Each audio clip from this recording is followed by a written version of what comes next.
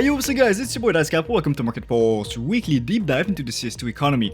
This week, we saw an average peak player count of just below 1.7 million players, trending downwards with today's peak player count only reaching 1.65 million, a difference of almost 2%. While average player count still remains amongst the highest in the game's history, there's a noticeable lower excitement around the game not even a month after the last major update. The market cap, however, is soaring like crazy, growing by just over 3% since last week, breaking its previous all-time high and now sitting at $4.5 billion. It's now official that last month's dip was indeed just a dip and not the beginning of a correction, and that there's still some juice left in the market, despite what the perma-bears may say on Twitter. If we take a look at the 301 index, aka the liquid index, we can see the increase of 1.18% since last week, a significant difference from the rate of growth of the market cap, indicating that the bulk of the growth this week was not in highly traded items. Now onto the wages, the low tier index, which increased by 1.83%, superior to the 301 index but still far below the market cap, which unfortunately only means that your inventory probably was not a beneficiary of this week's uptrend. Moving on to the mid-tier index, and holy shit, there may still be hope for the average person. Almost 8% of growth is extremely impressive, it's almost too good. I think we can tell which skin category carried the growth this week, mainly covert and factory new skins and mid-range value knives and gloves. And yeah, obviously the high tier index is as expected, an increase of almost 6%, double that of the market cap, but 2 points lower than that of the mid-tiers. This week was a classic the rich get richer week, which we all love to see. As for the knives and gloves index, I swear to god, gloves are going to be the end of me. I've been warning of a correction for like 3 weeks straight and it keeps inverting me. Anyway, it does seem like the craze around gloves is not over yet, though the craze is mainly happening in China, hence why it's difficult to pinpoint why exactly the enthusiasm doesn't die down but keeps increasing. Extra cosmetics have had a bad week compared to the rest of the market, with agents declining close to 1% and charms deleting their gains from last week and continuing their downtrend, dropping by just over 4%. These numbers are from Esport Fire, and all I'll say is that the 2020 to 22 cases category is incorrect. I don't know what they're smoking, but cases from between 2020 to 2022 did not increase by 10% this week. So we'll pass on the cases index this week and move on to the market pulse, which is searing hot. Last week was smoking and this week is real hot. Now that we are in all-time high territory, there's really no way to tell how much fuel we have left in the tank, and all I can recommend is that now would be the time to secure some gains while you still can, but for those of you with balls made of steel, it's time to buckle up and ride this shit up to the moon and beyond.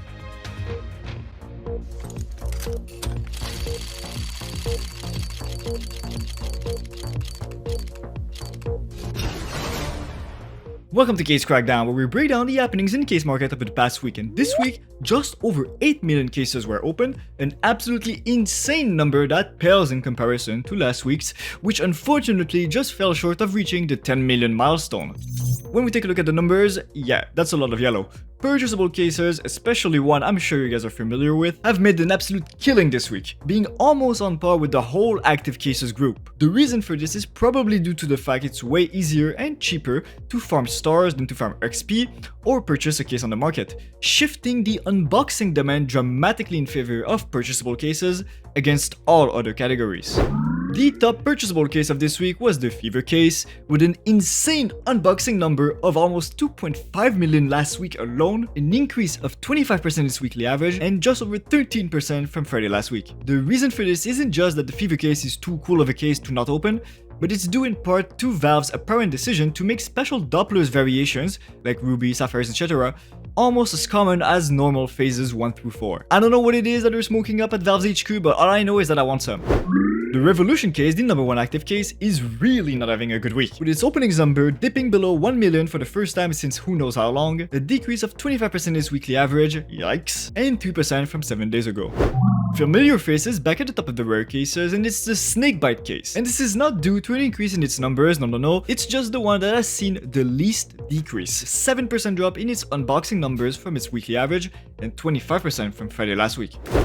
The most liquid case this week was once again the Fracture case, the absolute GOAT, who is working hard at making sure the dream of seeing 3 cents cases on sale once again become a reality.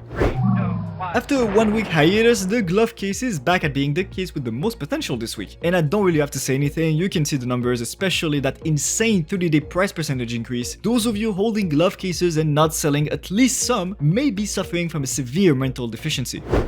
The fever case is officially crashing out hard, down 50% since last week and 63% from its all-time high. But with the fever case losing so much value, it'll be interesting to see how that affects the openings numbers over the next few weeks. Will star farming continue driving down the price until it reaches negative numbers? Or will the market reach an equilibrium once farming XP becomes as economical as farming stars? We'll let you know once we know more. As for Dadscap's pick of the week, which really is the only advice you need since I'm a certified financial advisor when it comes to picking cases, this week I've decided to go with the Gamma 2 case because, and this is complete speculation by the way, but just trust, this is betting on the market losing its mind once again if Valve ever releases new Gamma Doppler knives. As we saw, the market is brain dead and just buys whatever is popular at the moment. So might as well get ahead of the curve and secure some just in case. And if Valve never releases that finish again, well shit, you can count on the market moving on to this case anyway, just because it has Doppler in the name once regular Dopplers become too expensive. What do you think of this pick? Am I brain dead? Leave a comment to let me know, and of course don't forget to like, subscribe and pulverize that ugly bell to stay informed on the weekly happenings of the CS2 market.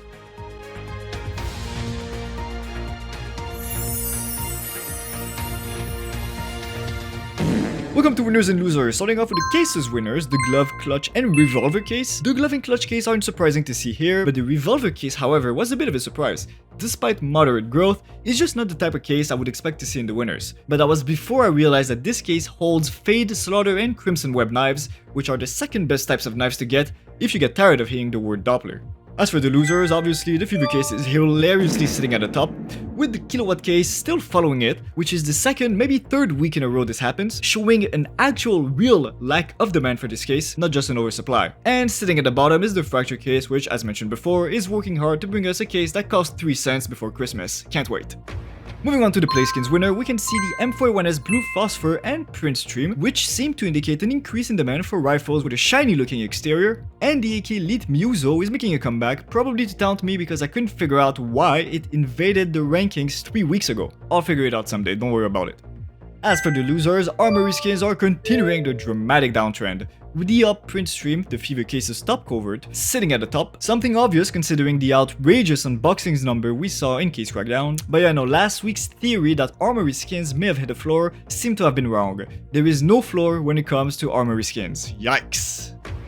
Moving on to the knives winners, well, we can see that the M9 Doppler has had a particularly good week, with its factory new and minimal wear variation taking the top 2 spots, funnily enough. I would add to that it's specifically phase 2 Dopplers going up, simply because it's the most colorful phase out of the 4. So don't get fooled by the picture that's showing a phase 1. And at the bottom of the list, we can see a little Karambit Slaughter showing decent growth with an increase of 26% this week, which reinforces the idea that the revolver case saw some growth mainly due to its knives.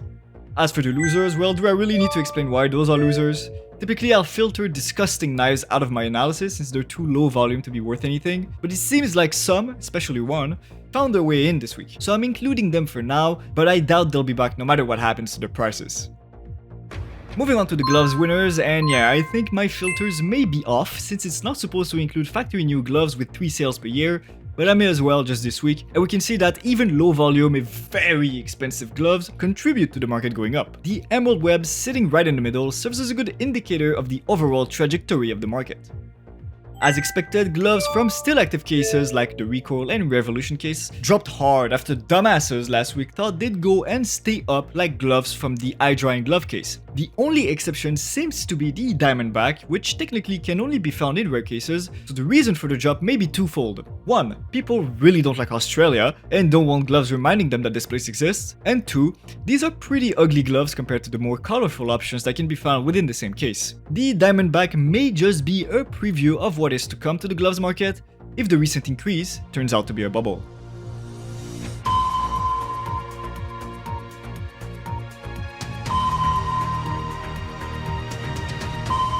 Welcome to ROI Radar, where we're looking for a money printer hidden in the armory or the in-game store, starting off with the Pinups capsule with its odds of profit of 21%, an unboxing ROI of 85%, and an expected value of 85 cents, so a 15 cents loss. The best item is the Kimberly Hollow at $3.68. Next is the Feral Predators capsule with an odds of profit of 29%, an unboxing ROI of 89%, and an expected value of 89 cents, so 11 cents loss. The best item is the Lurker Foil at $4.14. And finally, the best capsule in the in-game store is the best cherry capsule, wow, first appearance in the market recap, with an odds of profit of 23%, an unboxing ROI of 91%, and an expected value of 91 cents, so a 9 cents loss. The best item is the Basilisk Foil at $15.53. Moving on to the armory, the third best collection is the Small Arms Charms, with an odds of profit of 14%, an unboxing ROI of 75%, and an expected value of 91 cents.